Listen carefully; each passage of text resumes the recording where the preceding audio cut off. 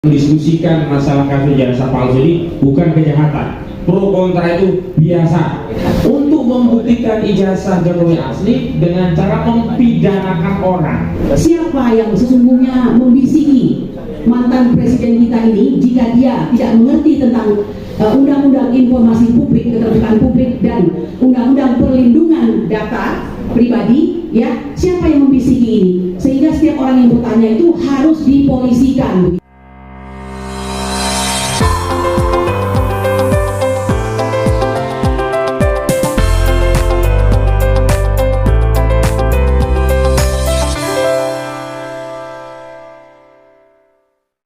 Nggak ada ya orang jadi tersangka kalau nggak salah.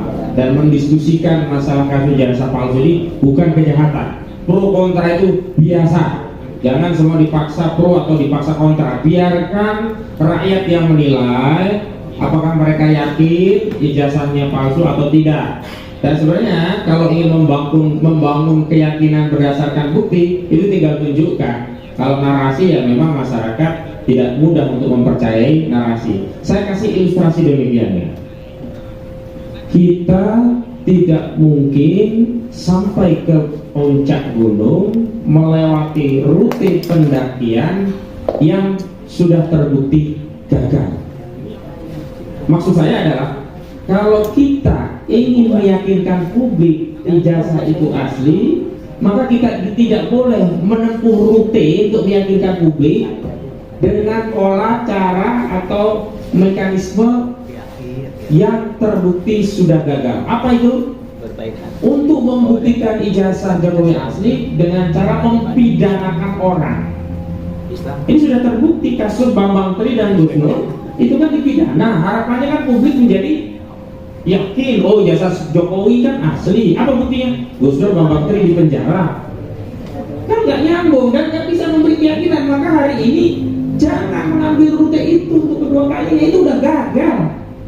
Dan dari dulu rute yang kita sediakan, yang rutenya itu nggak capek, nggak perlu mendaki, nggak perlu melibatkan polisi, nggak perlu melibatkan UGM, nggak perlu melibatkan relawan, nggak perlu melibatkan kuasa hukum, nggak perlu melibatkan media, bahkan tidak perlu butuh penelitian Pak Roy Suryo dan yang lainnya, begitu, dengan menunjukkan. Ini rute yang paling sederhana kalau ingin membuktikan ijazah itu asli. Jangan capek-capek naik ke puncak gunung seperti kasus Bambang Tri akan gagal, begitu. Dan saya minta Bu Kurnia Triadi untuk memberikan paparan secara konstitusional, secara hukum, bagaimana sikap kita warga negara dan terutama pejabat publik dalam mensikapi kasus ini. Dan tentu saja kita tidak boleh offset ya, melanggar batas-batas kewenangan dari institusi yang sebenarnya sudah punya tugas dan tanggung jawab masing-masing. Mengumumkan ada tersangka atau tidak itu urusannya polisi, dalam hal ini Polda Metro Jaya. Nggak ada urusannya dengan penasihat Kapolri. Justru penasihat Kapolri harus menasihati Kapolri, bukan bikin gaduh di tengah masyarakat. Bismillahirrahmanirrahim. Assalamualaikum warahmatullahi wabarakatuh. Bersyukur kita ya bahwa pada hari ini kembali Allah memberikan kesempatan bagi kita untuk terus menegakkan kebenaran dan keadilan, dan salah satunya pada acara ini untuk memberikan klarifikasi. Saya kebagian untuk menanggapi dengan gestur ya daripada penasehat Polri, yaitu Bapak Arianto Sutadi, benar namanya segitu ya. Saya ingin mengatakan begini sebagai permulaan ya, bahwa dalam azas fiksi hukum semua orang itu dianggap mengetahui keberadaan dan keberlakuan hukum, tidak peduli apakah dia tamatan UGM atau tidak, ataukah dia hanya tamat SD, SMP, dan SMA, tapi semua orang dianggap mengetahui hukum ya. Nah dalam hal ini apabila ada rakyat yang menginginkan untuk mengetahui suatu informasi publik, let's say itu adalah ijazah daripada pemimpinnya barangkali yang sedang dipermasalahkan, maka ini sebenarnya bukanlah suatu hal yang merupakan perbuatan kriminal ya. Ini adalah hak konstitusi. Dua undang-undang, yaitu undang-undang tentang keterbukaan informasi publik serta perlindungan data pribadi, tidak ada satupun dalam kedua undang-undang tersebut yang memberikan dasar hukum bagi seorang pejabat publik untuk mengkriminalisasi rakyat yang mempertanyakan hal tersebut. Ya, patut ini garis bawahi. Nah, oleh karena itu kami ingin mengatakan, terkadang kita bertanya, siapa yang sesungguhnya membisiki mantan presiden kita ini jika dia tidak mengerti tentang undang-undang informasi publik, keterbukaan publik, dan undang-undang perlindungan data pribadi, ya, siapa yang membisiki ini sehingga setiap orang yang bertanya itu harus dipolisikan begitu. Patut kita pertanyakan ini. Nah, mengenai Bapak Arianto Sutadi ini, memang kalau kita tonton ya acara debat, kemudian diskusi di televisi, ini apa yang beliau sampaikan ini menyakiti hati rakyat. Maka jangankan saya sebagai kuasa hukum atau mungkin sebagai terlapor ya, saya sebagai rakyat Indonesia pembayar pajak tidak sudi mendengarkan keterangan yang demikian itu. Ya, mengapa? Karena beliau dalam salah satu acara itu menggunakan kata-kata ini adalah pertarungan antara dua kelompok. Yang satu adalah pembenci Joko Widodo, yang satunya lagi bersimpati kepada Joko Widodo. Pemilihan diksi ini saja sudah menunjukkan ada disparitas, diskriminasi, keberpihakan, dan menurut saya jahat sekali ya. Nah, sekarang saya balik. Bagaimana kalau saya katakan ke Bapak ya, bahwa kata-kata yang menyatakan bahwa ini adalah merupakan perseteruan antara dua kelompok, saya tambahkan ini ya, yaitu orang yang membenci kezoliman Jokowi, yang satunya lagi saya tambahkan kelompok yang bersimpati pada kezoliman Jokowi. Enak nggak dengar? Enggak kan?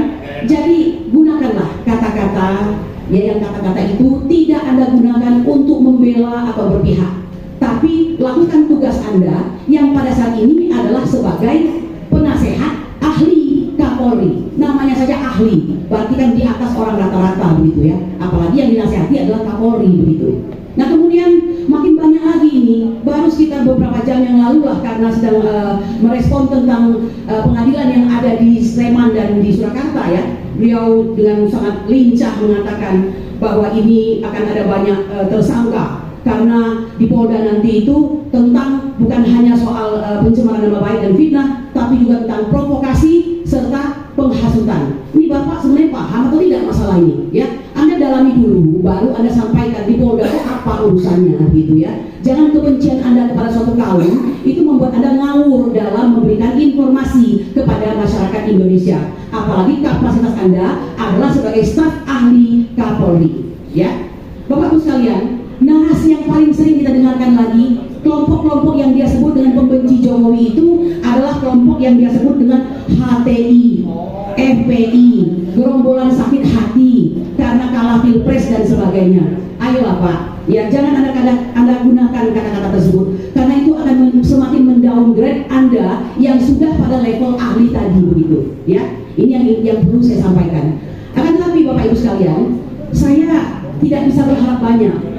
Ya, jadi mohon maaf kalau kami akhirnya berpendapat bahwa pernyataan Bapak Arianto Sutadi sebagai staf ahli Kapolri itu tidak lepas kaitannya dan harus dipahami bahwa beliau ini sebagai purnawirawan Pati ya, perwira tinggi Polri yang juga duduk sebagai pimpinan Polri. Ya, tentu saja ya, barangkali beliau berpihak kepada kepentingan Polri saat ini.